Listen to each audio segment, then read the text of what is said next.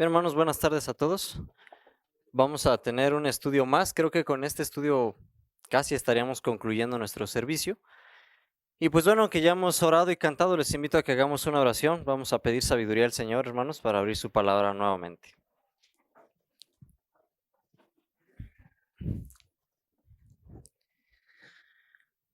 Padre bendito que moras en las alturas de los cielos, santo, santo, santo sea tu nombre, Señor. Gracias, Padre, porque en tu misericordia has estado con nosotros, hemos sentido tu presencia. A pesar de que quizá aún en nuestras mismas vidas, Señor, hay fallos, errores, a pesar de que quizá aún a lo largo de estos días hubo fallas quizá en la disciplina, en la reverencia, sin embargo, Señor, suplicamos usted tenga piedad de nosotros, nos perdone y entendemos que aún a pesar de que hubo a veces momentos así, también, Señor, sabemos que nos mira con misericordia y que usted ha estado en nuestro medio. Ahora, por favor, Padre, que vamos a reanudar el estudio de su palabra. Agradecemos porque ya los estudios anteriores nos han dado amplitud en el conocimiento, pero suplicamos que también ahora usted nos dirija una vez más. Permítanos ser hombres, seres y mujeres que estudien incansablemente su palabra para escuchar su voz, Señor, y que a través de eso estemos mejor capacitados para dar este evangelio al mundo.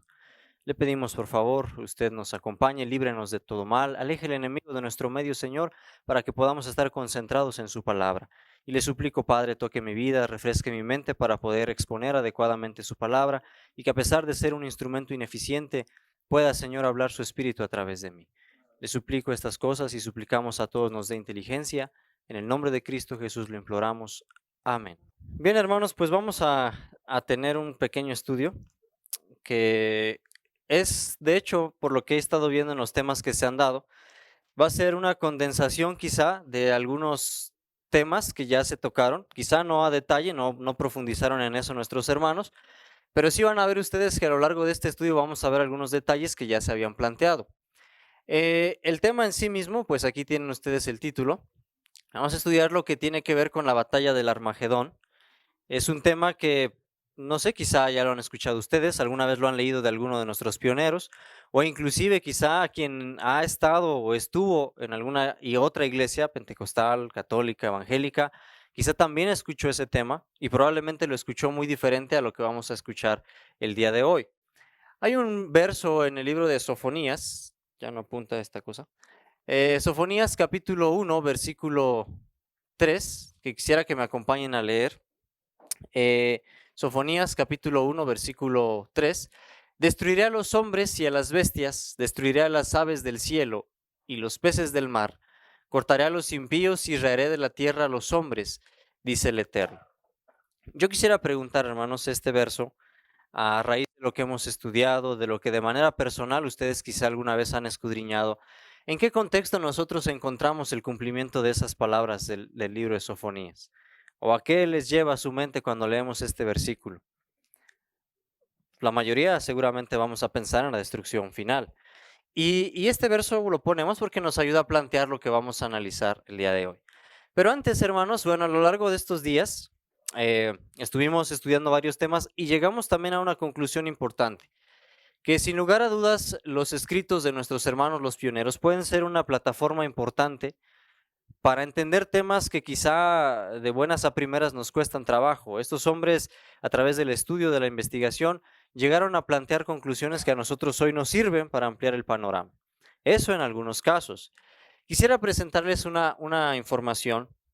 Cuando nosotros indagamos en los escritos de nuestros pioneros, ¿qué es lo que ellos decían al respecto de este tema o relacionado con el tema del Armagedón?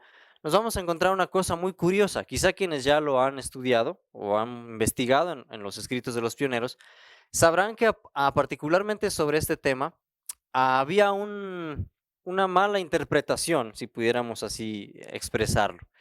Y es que si ustedes recuerdan, quien ha leído el libro de nuestro hermano Urias Smith, particularmente su exposición sobre Daniel y Apocalipsis, el hermano Urias allí plantea, en el capítulo 11 de Daniel, una interpretación un tanto rara para nosotros se nos hace el día de hoy. En su tiempo quizá tuvo mucho peso. Y ustedes recordarán que él plantea que el rey del norte es ¿quién? Turquía, ¿verdad? Y a partir de esa interpretación en adelante, la mayoría de las exposiciones del hermano Urias se basan en esa concepción que él ya tenía. Y de hecho lo curioso es que muchos de nuestros hermanos pioneros, sin querer, adoptaron un pensamiento similar quizá. De hecho, que si usted investiga, por ejemplo, nuestro hermano Haskell, cuando escribe acerca del tema del Armagedón, si bien es cierto, a lo mejor él no defendió esa postura en un principio, pero sí daba a entender acerca de las conclusiones a las que él llegaba por la lectura de los versos, que esa batalla del Armagedón tendría que ser una batalla física real y que iba a implicar potencias terrenales reales. En este caso, Turquía. Él hace mucho hincapié, por ejemplo, en el que el secamiento del Éufrates tiene que ver con que en el cese del poder temporal de Turquía, preparando más que nada su final, ¿verdad? Algo similar vamos a encontrar en los escritos de nuestro hermano Andrews. Pues naturalmente ustedes saben que los escritos están en inglés de los pioneros. Quise colocarlos como una referencia por quien quisiera tomar las citas e investigar para que ustedes puedan mirar esa información. Inclusive el hermano Jones, que en su momento no estaba muy de acuerdo con lo que decía el hermano Urias y todo ello. Sin embargo, también encontramos que acerca de este punto, él entendía de manera muy similar esta situación. Él comprendía, o en su entendimiento él llevaba al lector acerca de Apocalipsis 16 a pensar en Turquía y en que esa potencia llegaría a su final y eso sería o marcaría el principio de la batalla del Armagedón. Ese es un pensamiento que hoy encontramos muy parecido en las iglesias evangélicas. Aquí tenemos también a Wagoner, básicamente habla igual de la disolución del reino turco, de los turcos, ¿verdad? Urias Smith, lo mismo, acerca del imperio turco. La mayoría de ellos llevaban sus conclusiones a imperios existentes en su época y a pensar que eran batallas que ellos tenían que librar. Hoy en día, por ejemplo, si usted escuchase exposiciones de algún pentecostal, de algún evangélico sobre el tema del Armagedón, es muy risible quizá, porque ellos hablan de que va a ser Rusia contra Corea del Norte, va a haber una batalla ya en Palestina por pelearse el territorio, bombas atómicas. Yo platicaba con los hermanos en la comida, que justamente preparando este estudio encontraba un predicador pentecostal que decía, yo agradezco a Dios por las bombas atómicas, porque gracias a eso, dice, estamos viendo que el Armagedón viene y que su venida se acerca, ¿no? Entonces, pensamientos similares a esos son los que pues mucha gente tiene en su concepción. Y curiosamente, hermanos, no era un pensamiento muy lejano a lo que en su momento los pioneros llegaron a pensar. Ahora, vale la pena mencionar una cosa. Si bien es cierto, la mayoría sabrá que hubo varias ocasiones en que la sierva del Señor recomendó los escritos de algunos de nuestros pioneros directamente. Por ejemplo, en el caso del libro del hermano Urias Smith, ¿verdad? Ella se sintió en algún momento con la libertad de recomendar que nuestros hermanos leyeran ese libro, porque era de vital importancia para la concepción de la escritura, ¿sí? Ella aquí pues pide que se dé circulación al libro de pensamientos en Daniel y Apocalipsis, ajá, además de que recomienda algunos otros libros de su autoría. Inclusive también ustedes sabrán que en alguna ocasión recomendó el libro del Santuario del hermano Crosier, que también se leyera, porque era muy importante que los hermanos conocieran esa información. Inclusive, quien ha leído un poquito acerca de ello, en el libro de, ¿cómo se llama? El otro poder, gracias hermanos. También por aquí vemos cómo ella dice, no hace mucho tomé un ejemplar de Bible Echo, mientras lojeaba, vi un artículo del pastor Haskell, otro del pastor Corliss. Al dejar la revista dije, estos artículos deben ser reimpresos, hay verdad y poder en ellos, estos hombres hablaron inspirados por el Espíritu Santo. Y es curioso porque naturalmente esto podría generar un problema serio en el pensamiento. Uno podría pensar que esos hombres entonces escribieron con la misma autoridad que la sierva del Señor por inspiración del Espíritu Santo. Sin embargo, es interesante, ahorita vamos a ver cómo entender esta situación. Inclusive también ustedes recordarán que el hermano Alejandro ya nos hablaba ahorita de lo que pasó un poquito en el 88, y en el contexto de esa situación ella también escribía y recomendaba las lecturas y los temas del hermano Wagoner y quién más, y Jones. Ella les dio respaldo en su momento, sabiendo que había otros expositores que no estaban de acuerdo con lo que ellos decían. Más tarde, pues entendió que verdaderamente ellos estaban presentando el tema de manera adecuada. Entonces, esto nos deja ver que si bien es cierto, como ya lo planteamos a lo largo de esta semana, es bien importante que nosotros tengamos a la mano algunos materiales de los pioneros que nos ayudan, pero también es importante tener este pensamiento en mente. En su debido momento, cuando se dio la situación del 88, la sierva del Señor tuvo que poner las manos en el asunto y reprender, si pudiéramos así decirlo, al hermano Urias Smith, que en ese momento estaba adoptando una posición no adecuada. Esto lo exponemos para ver efectivamente, hermanos, que si bien es cierto los pioneros son una gran ayuda, tampoco son una regla infalible, ¿verdad? Y aquí vamos a ver que efectivamente ellos mismos algún día se llegaron a equivocar, ¿verdad? Y la sierva del Señor tuvo que intervenir. Y sin embargo, vamos a ver ahorita cómo ella misma lo expresa en sus palabras. Eso no significa que sus libros vamos a tirarlos a la basura porque hayan errado una vez. Fíjense, hermanos, esta es una carta que la sierva del Señor le escribe al hermano Urias Smith en ocasión del problema que había en 1888. Y le dice, se me ha mostrado que te has estado poniendo en oposición ¿a qué? Al Espíritu y a la obra de Dios. Te has estado colocando en una posición donde la luz de Dios, que Dios te envía, no será reconocida ni aceptada por ti como tal. Un sentido muy solemne de tu verdadero estado ahora como nunca antes descansa sobre mí, y yo no puedo guardar silencio porque estás en peligro, tan seguramente como lo fueron los incrédulos líderes, del pueblo en los días de Cristo. El resultado es que oscuridad para tu propia alma. La luz y la verdad que yo sé que son así, tú declaras que son oscuridad y qué? Error. En ese momento, nuestro hermano Urias Smith, por sus propias conclusiones, había llegado a un punto en el que se estaba oponiendo a la verdad que se presentaba en el Congreso del 88. Y la sierva del Señor, a pesar de que le respetaba por los aportes que él ya había hecho a la causa, tuvo que llamarle la atención y advertirle que pudiera estudiar y analizar lo que estaba haciendo. Fíjense, bueno, por acá. Si los mensajeros del Señor, después de defender con hombría la verdad por un tiempo, cayeran bajo la tentación y deshonraran a quienes había dado su tarea, ¿será eso una prueba de que su mensaje no era verdadero? El pecado en el mensajero de Dios haría regocijar a Satanás, y los que han rechazado al mensajero y al mensaje triunfarían, pero de ninguna manera absolvería a los hombres que son culpables de rechazar el mensaje de verdad enviado por Dios. Y fíjense también esta carta, similar al hermano Urias.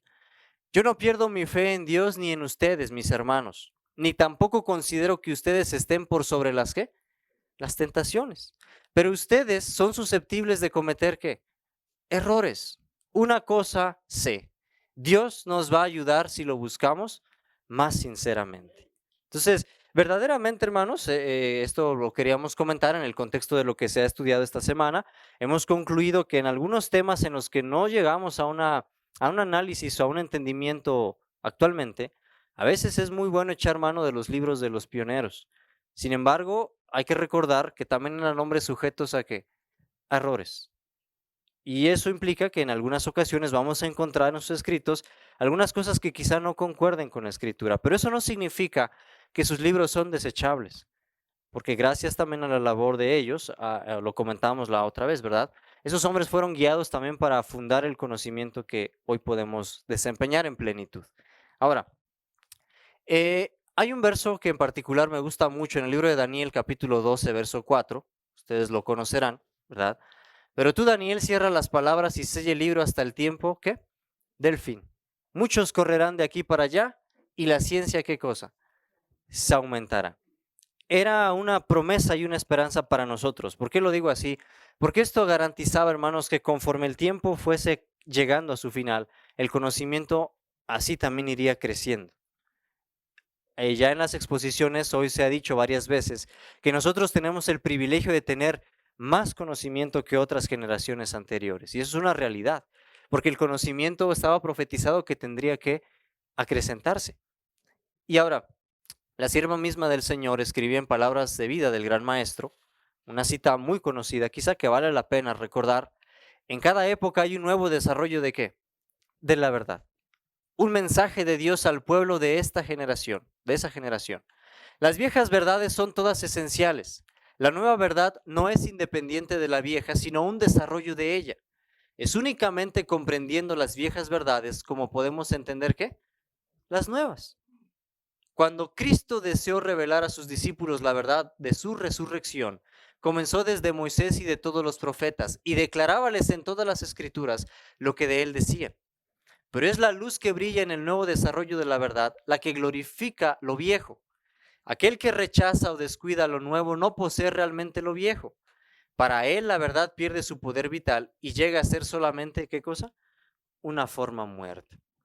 Si algo también pudimos concluir, hermanos, es que si bien es cierto el conocimiento es muy necesario, requerimos capacitación para instruir a los que no conocen el Evangelio, pero también lo que se necesita, ¿verdad? Dice la sierva del Señor, que sean hombres fieles, hombres consagrados. Porque de otra forma, aún tengamos mucho conocimiento, no tendrá mucho caso.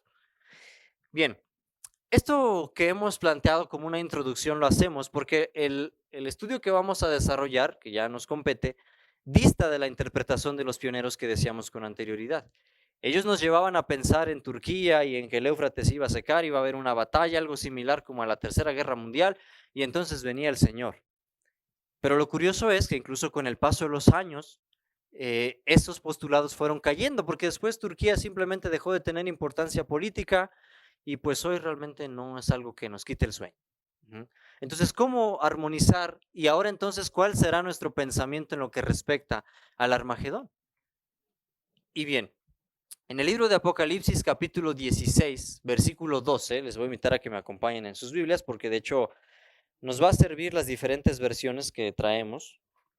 Apocalipsis capítulo 16, verso 12.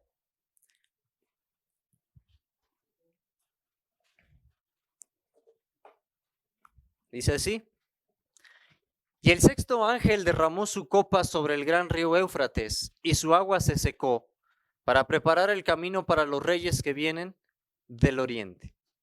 Bien, ese es el verso con el que inicia el sexto ángel, se puede decir que la narrativa del sexto ángel, el derramar de su copa y el proceso de donde se introduce el Armagedón. Ahora, este verso 12 es parte de todo un capítulo que nos habla de las plagas postreras. Ajá. Y aquí es donde uno podemos empezar a ubicarnos. Vamos a plantear, ¿estas plagas ya se dieron o están por darse? Todavía falta, ¿verdad? Entonces, hay que entender entonces desde allí que la interpretación nos va a llevar un poquito más para adelante. Bien, fíjense esta cita que nos va a servir. Cuando Cristo deje de interceder, ¿dónde? En el santuario, se derramará sin mezcla, ¿qué cosa? La ira de Dios. Bien, a esto le conocemos en palabras más prácticas como el cierre de ¿qué?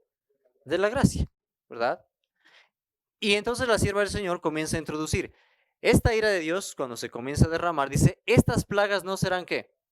Universales, pues de lo contrario los habitantes de la tierra serían enteramente destruidos. Sin embargo, serán los azotes más terribles que haya sufrido jamás los hombres. Todos los juicios que cayeron sobre los hombres antes del fin del tiempo de gracia fueron mitigados ¿con qué?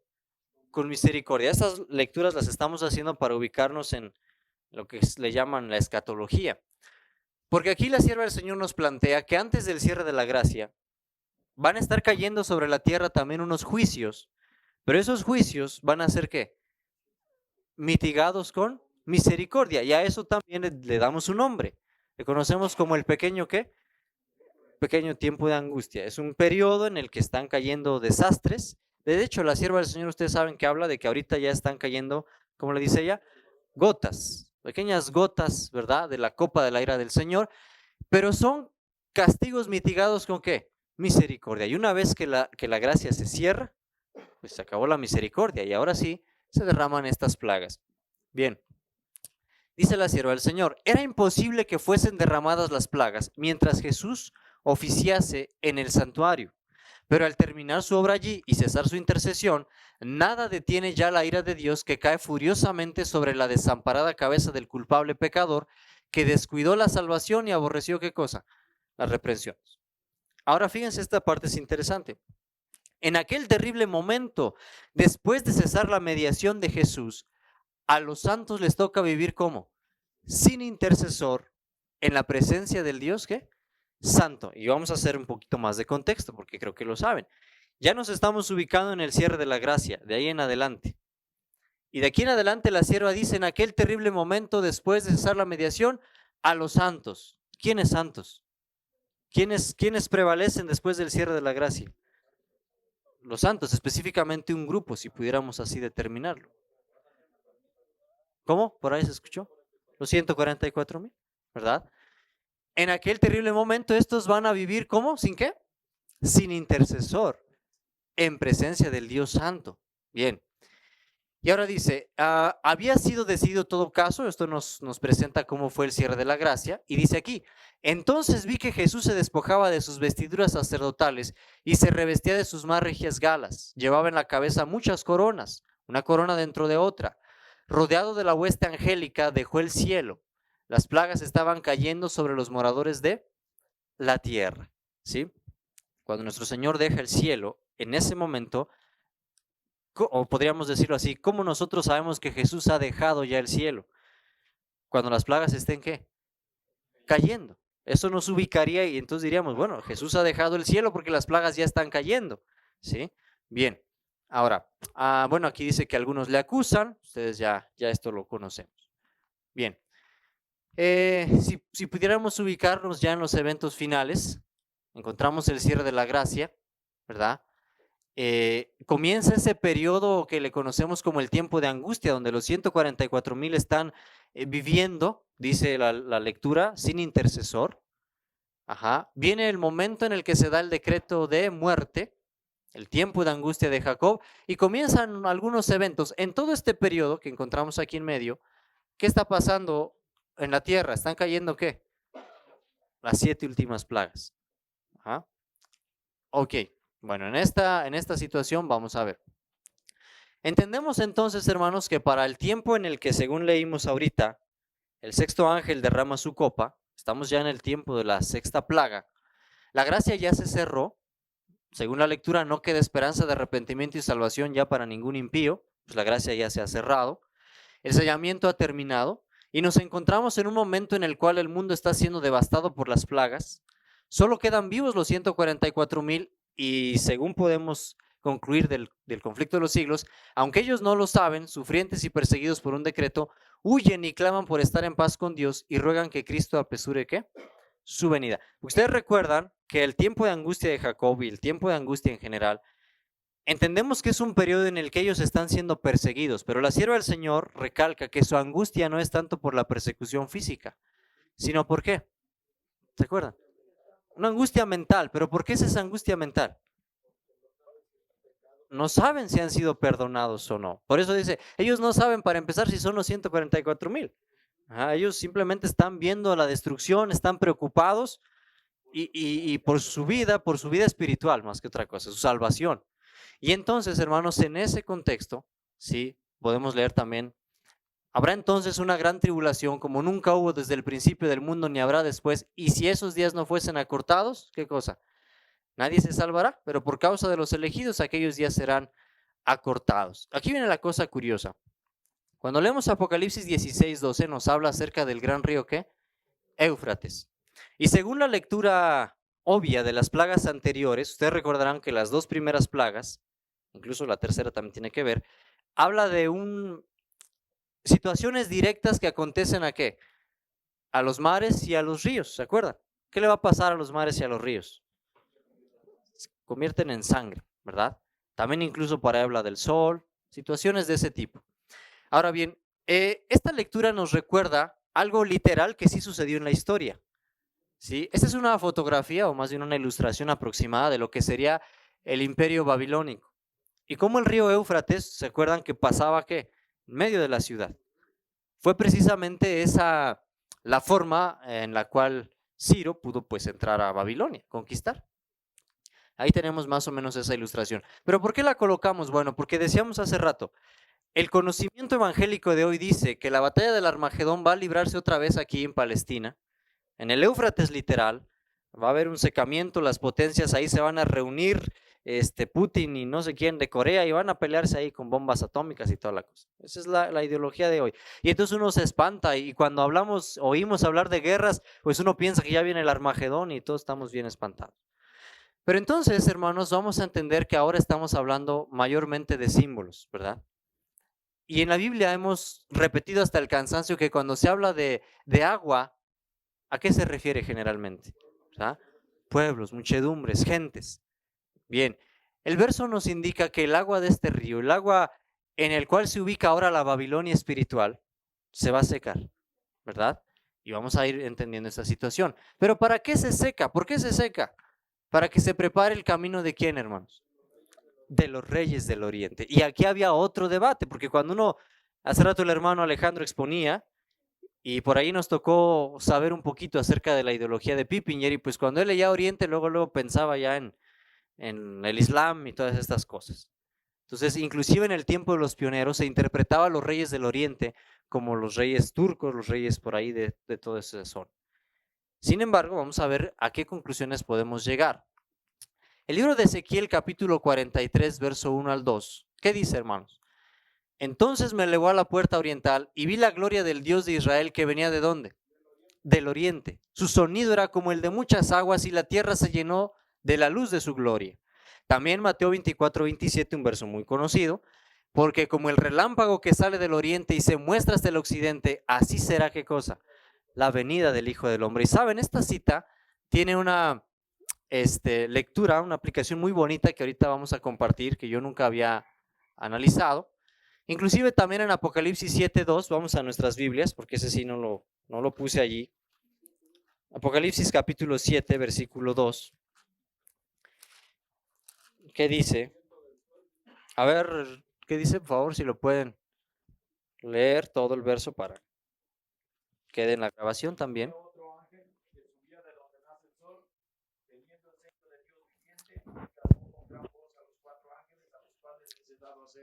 Daño a la tierra y al mar. Ok, de donde sale el sol, ¿verdad? Fíjense, hablando acerca de esta situación, el hermano Lockbrook dice así. Él, o sea, Dios, quedó complacido cuando su ley comenzó a surgir con fuerza. Esa verdad, la verdad del sábado, surge y comienza a crecer cada vez con más fuerza. Es el sello, está surgiendo, se levanta, viniendo del nacimiento del sol, en contexto al comentario de esto. ¿eh? Y como el sol, primero ¿qué? Frío, y luego más tibio, envía sus rayos. Cuando surgió la verdad, había en ella poca luz, pero ha ido, ¿qué, hermanos? Creciendo. Oh, cuán poderosos son sus rayos. Es lo que decíamos hace rato, esa es nuestra esperanza, que conforme el tiempo avanza, así pasa con la verdad, va creciendo. La luz aumenta como el sol, por eso esta referencia del nacimiento del sol. Hay un análisis de un hermano, que bueno, entiendo era un historiador, por ahí lo encontramos, y él cita un texto de la sierva del Señor muy conocido en el libro Primeros Escritos. Probablemente ustedes alguna vez lo han leído incluso. Fíjense, hermanos, vamos a analizar un poquito este texto. Dice, pronto apareció la gran nube blanca sobre la que venía sentado, ¿quién? El Hijo del Hombre. ¿Quién es el Hijo del Hombre? Señor Jesucristo. Al vislumbrarse a la distancia parecía como muy pequeña. El ángel dijo que era la señal del Hijo del Hombre. Cuando se acercó a la tierra pudimos contemplar la excelsa gloria y majestad de Jesús al avanzar como ¿qué? Vencedor. Ahora, fíjense lo que dice.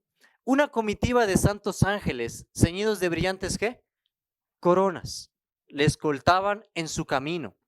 No hay lenguaje capaz de describir la magnificencia esplendorosa del espectáculo. Se iba acercando la viviente nube de insuperable gloria y majestad y pudimos contemplar claramente la hermosa persona de Jesús. No llevaba corona de espinas, sino que ceñía su frente santa una corona ¿de qué? De gloria.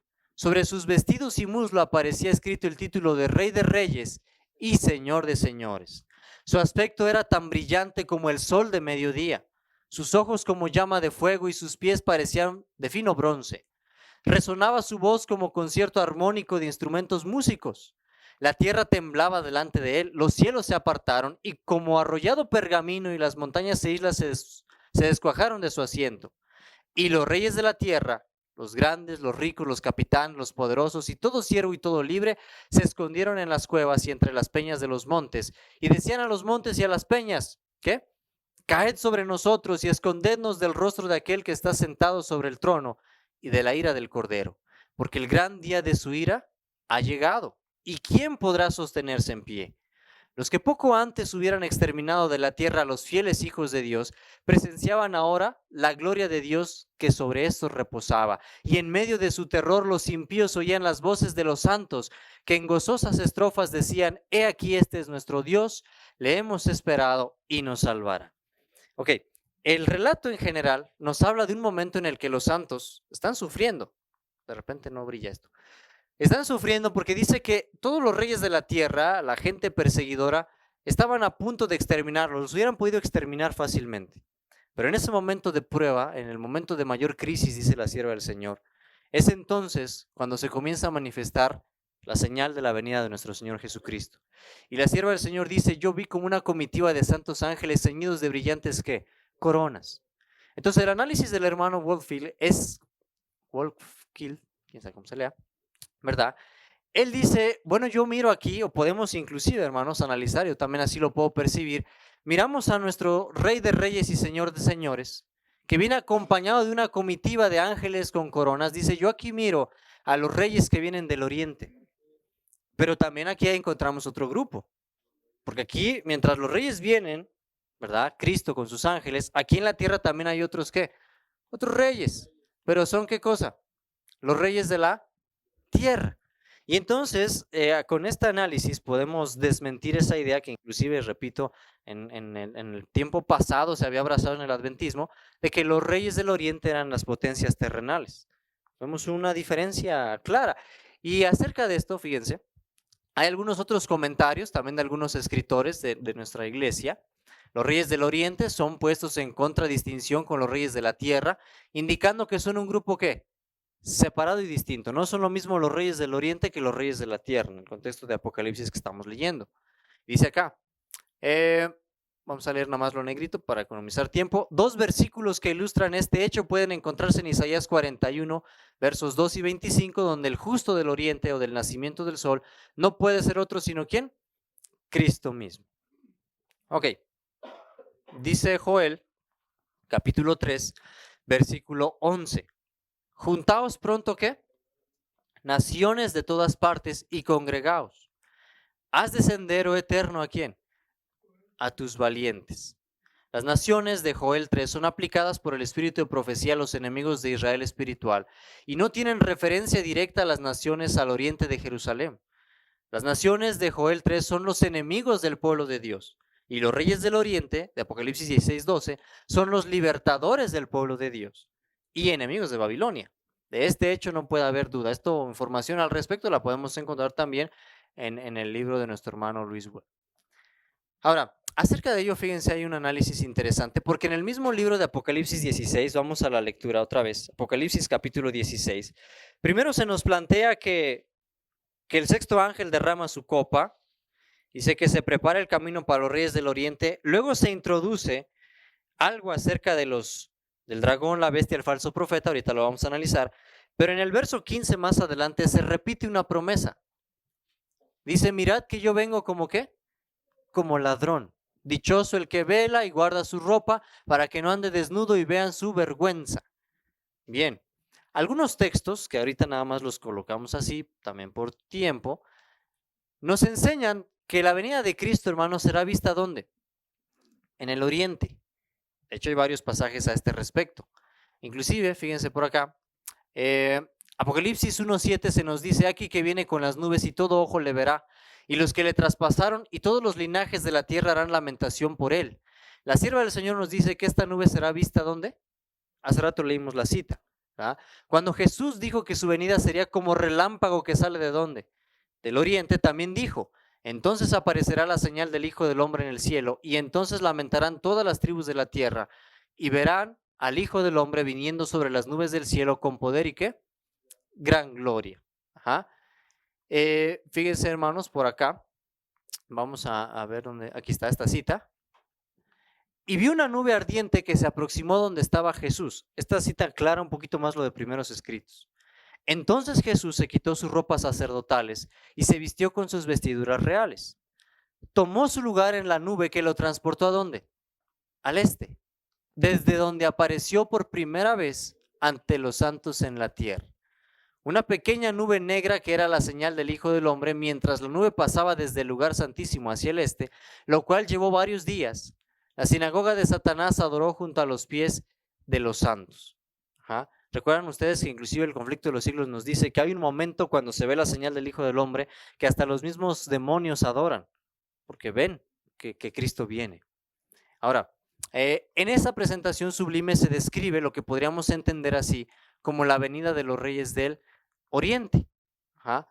El hecho de que en la sexta plaga se haga alusión a la venida de Cristo, con una advertencia de su proximidad, en el verso 15, lo que leemos, y que la séptima plaga especifique los eventos físicos que ocurrirán cuando esto suceda, porque ¿de qué nos habla la séptima plaga?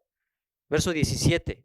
El séptimo ángel derramó su copa por el aire y salió con una gran voz del templo, del cielo, del trono, diciendo que hecho es. Y entonces fueron hechos relámpagos, ¿qué más?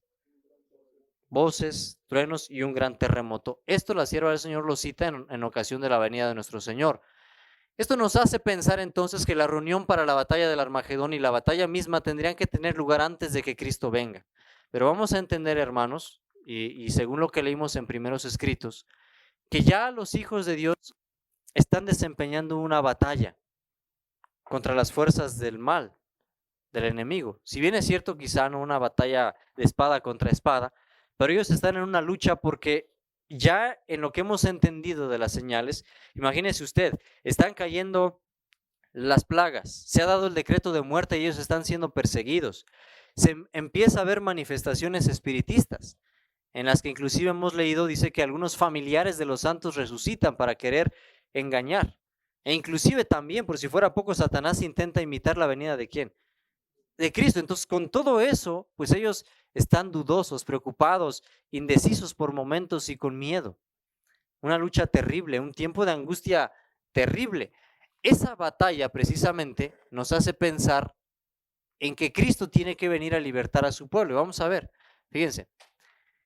Vamos a leer un poquito aquí acerca de eso. Apocalipsis 16, 13 al 14. Y vi salir de la boca del dragón, de la boca de la bestia y de la boca del falso profeta. ¿Qué cosa, hermanos? 3 espíritus impuros como ranas. ¿Que son qué cosa? Espíritus de demonios que hacen señales y van a los reyes de todo el mundo para reunirlos para la batalla de aquel gran día del Dios Todopoderoso. En lectura acerca de esto, Mensajes Selectos, tomo 3, la sierva del Señor habla, cita aquí lo que acabamos de leer, fíjense, y luego dice, todos los que exaltan y adoran el falso día de descanso, convertido en ídolo, un día que Dios no bendijo, ¿ayudan a quién? Al diablo y a sus ángeles con todo el poder de la habilidad que Dios les dio, el cual han pervertido para usarlo mal. Inspirados por otro espíritu que cegará su discernimiento, no pueden ver que la exaltación del domingo es totalmente una institución de la iglesia ¿qué? Católica. Y ya en citas más específicas, ¿verdad? La sierva del Señor nos habla acerca del desarrollo de ¿qué? Del espiritismo. Inclusive por aquí, miren, tenemos esta cita. Cuando el protestantismo extienda la mano a través del abismo para asir la mano del poder romano, cuando se incline por encima del abismo para darse la mano ¿con quién? Con el espiritismo. Cuando bajo la influencia de esta triple unión nuestro país repudie todo principio de su constitución como gobierno protestante republicano y haga provisión para la propagación de las mentiras y seducciones papales, entonces sabremos que ha llegado el tiempo en que se verá la asombrosa obra de Satanás y que el fin está ¿qué? Cerca. Ajá. Nuevamente dice, los protestantes de los Estados Unidos serán los primeros en tender las manos a través de un doble abismo al espiritismo y al poder ¿qué? Romano. Y bajo la influencia de esta triple alianza, este país marchará en las huellas de Roma, pisoteando los derechos de la conciencia. Entonces, a través del análisis podemos ver, el libro de Apocalipsis nos plantea una unión entre el falso profeta que hemos comprendido como el protestantismo que apóstata, iglesias evangélicas en general, la bestia, el papado, y el dragón, el diablo, el paganismo. A través de esta unión se le va a dar desarrollo a lo que se conoce como los 3 espíritus, porque dice que de sus bocas, ¿verdad? Salen espíritus, a manera, demonios, ¿verdad? Que nos lleva a pensar en lo que se conoce como el espiritismo. Hoy en día, pues estamos viendo, hermanos, parte de ese desarrollo. Aquí en el Estado de México, Michoacán, es una zona donde hay muchas iglesias evangélicas que aparentemente hacen milagros y hay un montón de gente ahí haciendo fila para entrar a su milagro. Aquí cerca en Morelia es una zona donde seguido pasan estas cosas de que se aparece una virgen en el pasto o no sé qué tantas cosas. Manifestaciones espiritistas, hermanos, que van preparando el camino para que la gente se le haga algo común, ¿verdad? Ahora, fíjense, nos habla de una reunión, el contexto de lo que estamos estudiando. Y hay un verso en el libro de Isaías, capítulo 41, verso 25, que dice, del norte suscité a un hombre, ya viene del oriente, Invocará mi nombre y hollará príncipes como lodo, como el alfarero pisa ¿qué? El barro. El proceso precisamente en el que estos tres poderes, según leemos, se están reuniendo. A eso nosotros le conocemos a esa reunión como el ¿qué? Ecumenismo, ¿verdad? Lo estamos viendo en iglesias, lo estamos viendo en que Francisco se presenta delante de la ONU, por cierto que es la ONU misma, ¿verdad? Es una unión de naciones, ajá, y lo vemos incluso en las mismas denominaciones, ¿verdad? Ahí se están uniendo. Vemos que precisamente dentro de esa unión pues ha caído la iglesia adventista apóstata, ¿verdad? Bueno, ahí tenemos esa reunión, está desarrollándose, hermanos. Entonces, esto nos hace ver que por mucho tiempo se había pensado que la batalla del Armagedón será específicamente una batalla que comienza un día, se va a librar por un tiempo y entonces termina y viene nuestro Señor. La realidad es que es todo un proceso, una lucha complicada que los santos tienen que desempeñar, que al final va a tomar más agudeza. Pero ahorita nosotros estamos mirando cómo ya se están reuniendo todos los reyes, las potencias, las religiones, para hacerle frente a Cristo, a sus santos. Y fíjense, hermanos, hay un análisis que vale la pena hacer. En el libro de Testimonios para la Iglesia, tomo 6, se encuentra esta cita, fíjense. Dentro de poco tiempo se peleará la batalla de Armagedón. Aquel sobre cuya vestidura está escrito el nombre de Rey de Reyes y Señor de Señores, ha de encabezar pronto, ¿qué cosa, hermano? Los ejércitos del cielo. No pueden ya decir los siervos del Señor como el profeta Daniel. El tiempo fijado era ¿qué? Largo. Ya no podemos decir eso, hermano. Falta ahora muy poco tiempo para que los testigos de Dios hayan cumplido su obra de preparar ¿qué?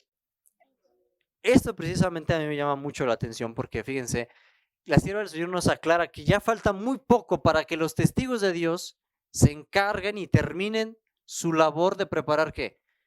El camino del Señor. Hace rato, ya por eso les decía que era una condensación de lo que se expuso con anterioridad, se nos explicaba un poquito acerca de eso, ¿verdad? Noticias de ¿qué? Del Oriente. Las noticias del Oriente, la preparación que el pueblo tiene que hacer para que el camino esté allanado para los reyes del Oriente.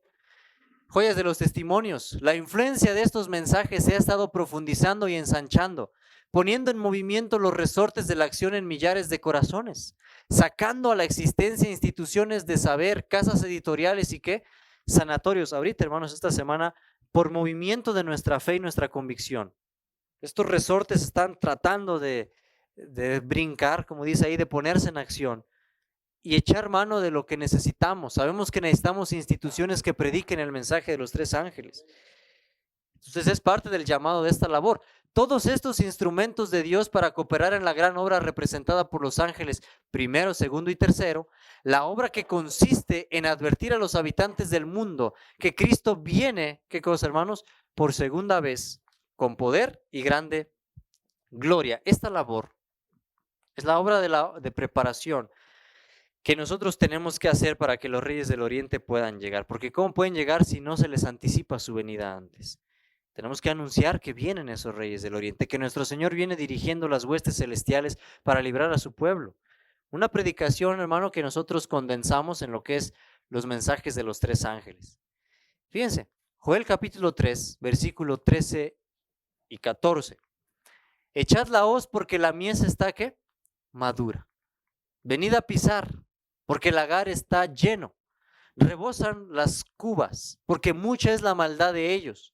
Muchos pueblos en el valle de la decisión, porque cerca esté el día del Eterno en el valle de la decisión. Y me gusta la forma en la que se traduce, lo tomé de una versión antigua, porque precisamente eso va a ser lo que va a pasar en el tiempo final.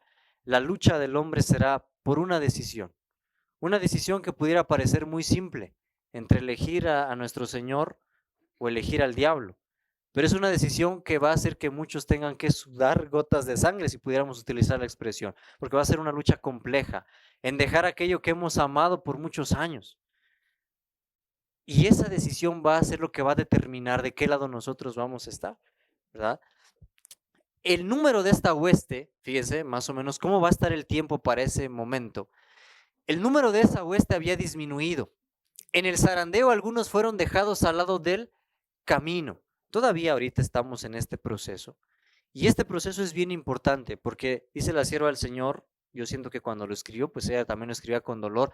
Vamos a darnos cuenta a lo largo de este tiempo cómo muchos de los que estaban entre nosotros, en realidad, ¿qué cosa?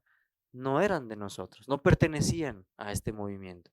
Con el tiempo, el zarandeo va a purificar la iglesia y dice, los descuidados e indiferentes que no se unieron con quienes apreciaban la victoria y la salvación lo bastante para perseverar en anhelarlas, orando angustiosamente por ellas, no las obtuvieron y quedaron rezagados en las tinieblas. Sus sitios fueron ocupados enseguida por otros que se unían a las filas de quienes habían aceptado la verdad. Eso es muy bonito, hermanos, porque a pesar de que muchos se van quizá a separar de la iglesia de Cristo en los últimos días, también muchos otros se van a ¿qué? Anexar a sus filas. Así como unos quizás se tendrán que retirar, otros van a hacer un pacto con el Señor y van a entrar a su pueblo. Entonces, dice aquí, los ángeles malignos todavía se agrupan en su derredor, pero ningún poder tenían, ¿qué? Sobre ellos. Fíjate nada más, inclusive yo sé que ustedes han leído la sierva del Señor en el contexto del tiempo final, del tiempo de angustia, dice que aún en ese momento, cuando se haya dado el decreto de muerte, mucha gente se va a anticipar a ese decreto y van a querer hacer daño a los hijos de Dios. Pero ella dice, las espadas que levanten contra ellos van a ser como ¿qué? Como paja. Inclusive ella menciona, ángeles mismos en la forma de guerreros vendrán a hacerle frente y a proteger al pueblo de Dios. Ella misma dice, ni uno más puede morir. Ya no, porque ellos tienen que ser testigos de que la vida de Cristo se puede vivir en nuestras vidas también hasta el final. Entonces, dice por acá, fíjense, oí que los revestidos de la armadura, ¿por qué están revestidos de la armadura? Porque están librando una batalla. ¿Mm? Proclamaban poderosamente la verdad con fructuosos resultados.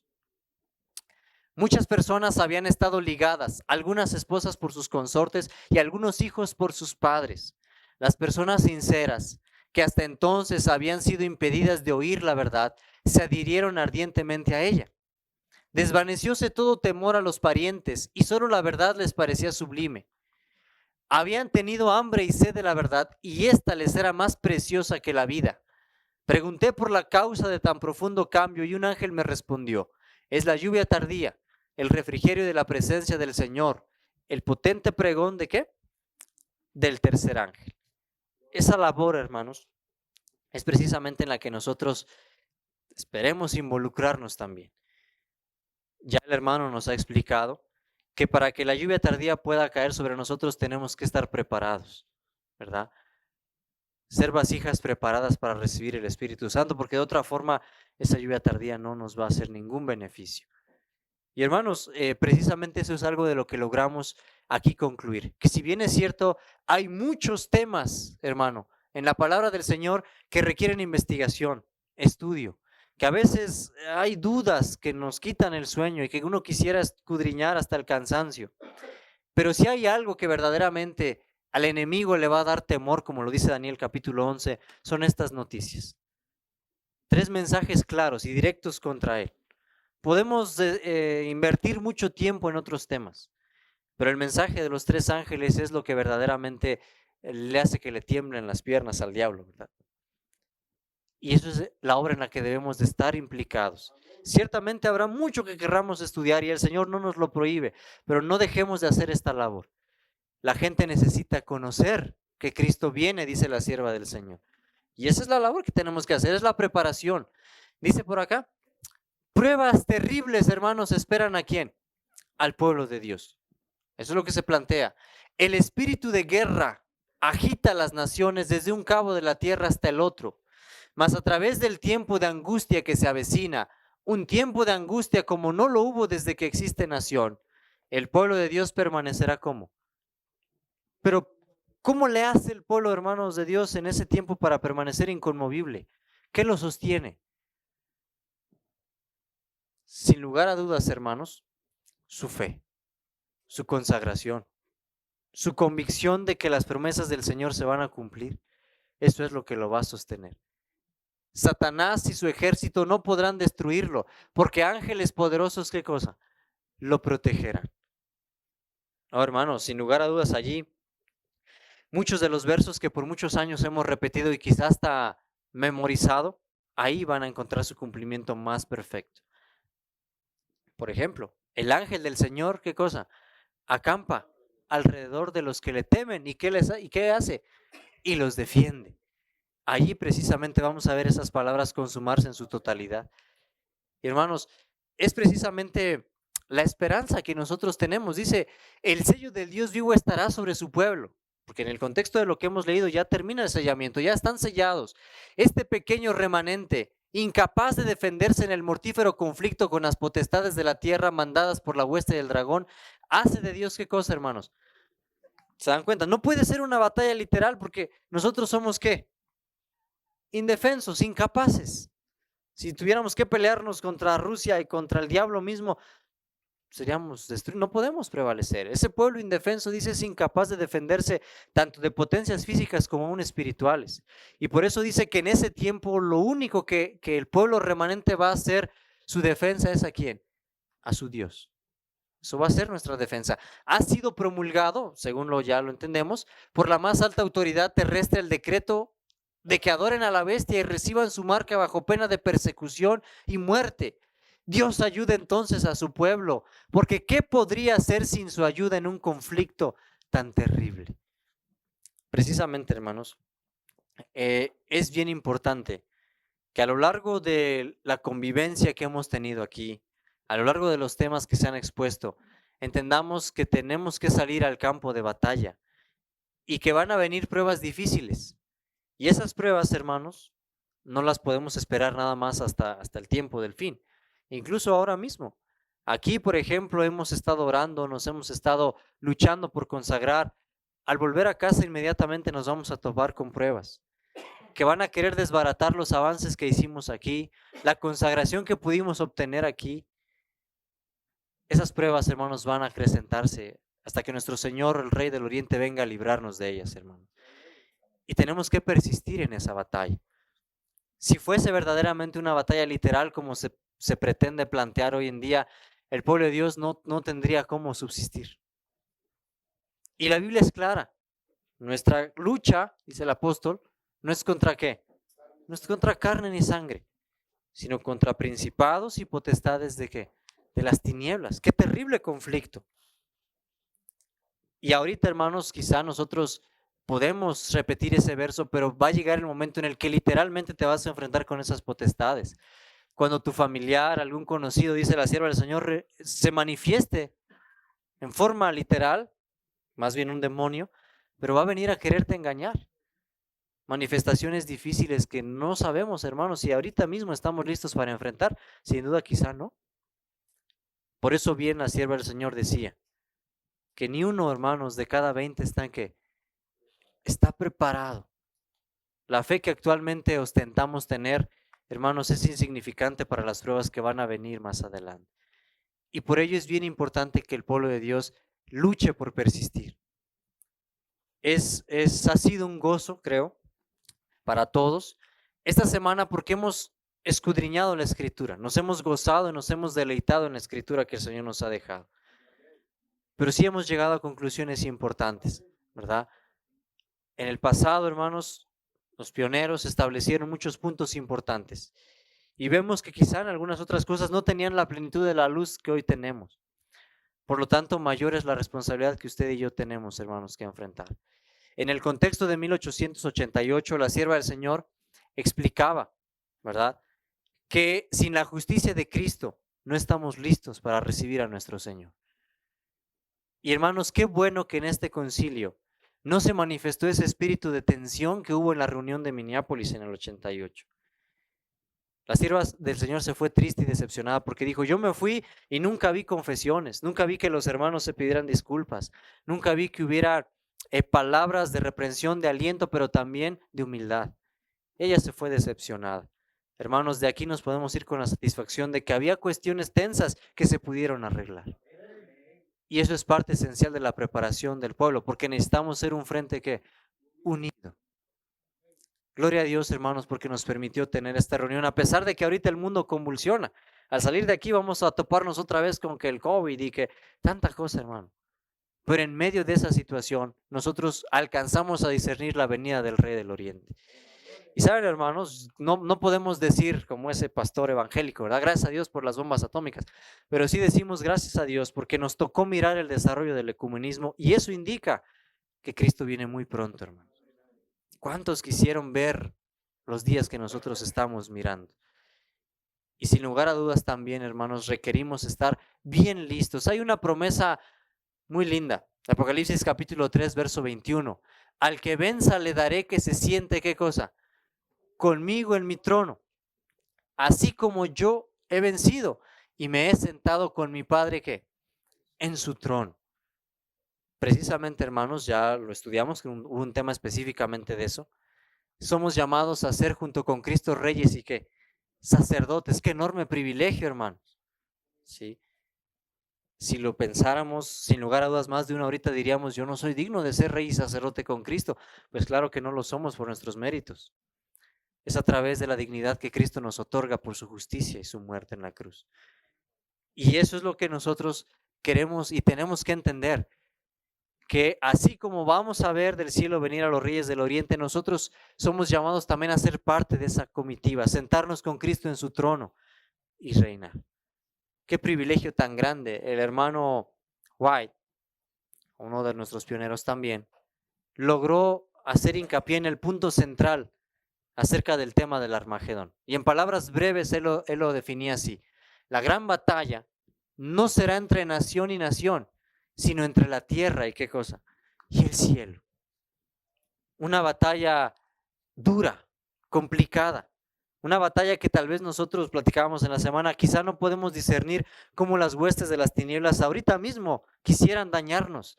Y los ángeles, hermanos, siguen cercándonos por la misericordia de Cristo. Hermanos, esa batalla después la vamos a entender en el reino de los cielos. Vamos a ver todas las cosas de las que fuimos librados y más aún de las que seremos en el tiempo de angustia. La sierva del Señor decía, todos debiéramos anhelar ser parte de los 144,000. Pero hermanos, ¿sabemos lo que eso implica? La preparación, la consagración, el aprender a desprenderse de tantas cosas. Ojalá que verdaderamente ese sea nuestro anhelo y se vea reflejado en el cambio, en el carácter, en la vida, en todo, hermano. Que estemos listos para recibir a nuestro Señor. Saben, hermanos, sin lugar a dudas la preparación intelectual será indispensable, porque ya lo hemos comentado, tendremos que hacer frente a historiadores y a tantas cosas. Pero aún, hermanos, en el tiempo de los pioneros, aún en el tiempo de los reformadores, al final de todo, hermanos, cuando Lutero, cuando ellos estaban delante de las dietas, compareciendo, uno puede ver que al final no era su inteligencia o su conocimiento lo que lo sostenía. ¿Qué era, hermanos? Dependencia del Señor, ¿verdad? En el momento en el que los argumentos se amontonaban contra ellos y quizá ellos eran abrumados también, luchaban por defender su fe, pero al final lo que verdaderamente los sostenía era la convicción de que ellos tenían la verdad en Cristo. Eso será lo que a nosotros nos va a sostener. Luchemos por prepararnos, por estar capacitados y porque tenemos algún día que dar fe de lo que creemos. Pero hermanos, sin lugar a dudas, ese es un llamado a que estemos listos también de manera individual, espiritualmente. Porque de otra forma no estamos listos para librar esta batalla, ¿verdad? Vamos a ser hallados faltos, hermanos. Y ojalá que al volver a casa llevemos este pensamiento. Hay una batalla que se libra en nuestro favor y nosotros estamos allí. ¿Cómo podemos preparar? Ya lo leímos. ¿Cómo podemos apresurar la venida de nuestro Señor? Preparar el camino para esos reyes, predicando el Evangelio. Mensaje de los 3 ángeles, consagrando nuestras vidas. Hermanos, ojalá que esa labor es la que nosotros ahora al salir de aquí, con todo lo que estudiamos, analizamos y aprendimos, salgamos a hacer. Preparar el camino para los reyes del oriente. Allanar el camino para que nuestro Señor venga pronto a la tierra, hermanos, por su pueblo. Y ojalá, ¿verdad?, que en esa labor también instemos a nuestros grupos, de los que cada uno somos representantes. Llevemos esta información, llevemos ánimo a nuestros grupos. Y que así como aquí, hermanos, si bien es cierto, hubo momentos en los que solucionar quizá conflictos, hasta personales tal vez, que cada uno nos enfoquemos también en que nuestros grupos estén unidos. Que el Señor no nos encuentre siendo átomos independientes, dispersos, rebeldes. Porque sin lugar a dudas, hermanos, también hay una obra que hacer en cada grupo que está aquí representado. Hay cosas que resolver antes de que el Señor venga por su pueblo. Se tienen que hacer. Ojalá, hermanos, que el Señor a todos nos lleve con bien. Que recordemos que Cristo va a luchar esa batalla por nosotros. Y nosotros, ¿cómo podemos ayudar, cooperar, teniendo fe en nuestro Salvador? Me gusta mucho cómo la sierva del Señor lo dice, ¿sí? Dice, Él ya no vendrá como un niño indefenso, sino que ahora viene como Rey de Reyes y Señor de Señores para librar a su pueblo. Gloria a Dios, hermano, y que podamos seguir avanzando, ¿verdad? Quisimos exponer este tema porque los pioneros decían, la venida de los Reyes del Oriente es uno de los pasajes más alentadores de la Escritura, porque nos hace recordar en el libro de Apocalipsis que la venida de nuestro Señor está muy, muy cerca, hermanos. Preparémonos y que Dios nos ayude, ¿verdad?, a limpiar nuestras propias vidas del pecado que quizá todavía estemos acariciando. Dios bendiga a su pueblo, hermanos, y bendiga su palabra. Padre bendito que moras en las alturas de los cielos, santificado sea tu nombre, Señor. Gracias te damos, Padre, porque has tenido a bien acompañar a tu pueblo a lo largo de esta semana y en la reunión de este sábado. Hemos sentido tu presencia con nosotros y agradecemos porque nos has guardado de muchos peligros y males. Señor, venimos delante de tu presencia, todos y cada uno de los que estamos aquí y seguramente también aún quienes nos siguen por las redes sociales, reconociendo nuestras fallas y nuestra indignidad, Señor, reconociendo que aún es mucho lo que nos falta perfeccionar en nuestras vidas para ser verdaderamente representantes tuyos, Padre. Y sin embargo, suplicamos nos aceptes, apelamos al trono de la gracia para que tú puedas, Señor, transformarnos y algún día ser partícipes del trono de la gloria con Cristo nuestro Señor. Señor, suplicamos, por favor, usted toque el corazón de cada uno de mis hermanos, que en nuestras vidas, las luchas que tengamos, podamos librarlas de tu mano, Padre. Vencer, dejar todas aquellas cosas que aún nos atan al mundo y decidir estar de parte de Cristo y de los reyes que vendrán del oriente. Señor, pedimos por favor nos ayudes a llevar el Evangelio a toda nación, tribu, lengua y pueblo, que nos des ánimo, fe, conocimiento y consagración para poder llevar más almas a tus pies. Que esas almas, Señor, puedan también animarnos a nosotros y a su vez que todos juntos formemos un frente unido que pueda así apresurar la venida de nuestro Señor. Cuánto anhelamos ya ver esa señal en las nubes, Padre. Cuánto anhelamos dejar esta tierra de dolor, de enfermedad, de muerte. Esperamos, Señor, ver pronto esa venida. Como los que nos precedieron decían, ya casi podemos escuchar la trompeta, Señor. Esperamos pronto ver a Cristo venir. Padre, por favor, llévanos con bien a todos los que tendremos que partir de este lugar.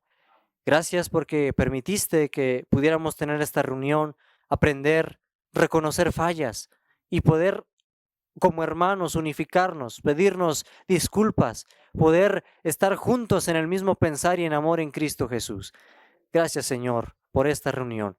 Y también suplicamos que por favor podamos ser dignos emisarios, que llevemos a nuestros grupos todo lo que hemos aprendido y les demos ánimo para que también cada uno desde su trinchera siga avanzando en la predicación del Evangelio. Señor, elevamos esta humilde súplica no porque seamos dignos, sino porque como tu palabra lo dice, quizá de entre todos los pueblos somos los más pequeños y los más indignos, pero entendemos que tú nos miraste por tu amor. Nos atrevemos a comunicarnos con usted, Padre, en los méritos de Cristo nuestro Salvador. Ahora en la tierra, nuestra confianza, nuestra certeza, nuestro médico y líder, y algún día nuestro Rey, con quien compartiremos el trono para ser reyes y sacerdotes, Señor. Gracias, Padre, por escucharnos. En el nombre de Jesús elevamos esta plegaria humildemente. Amén, Señor.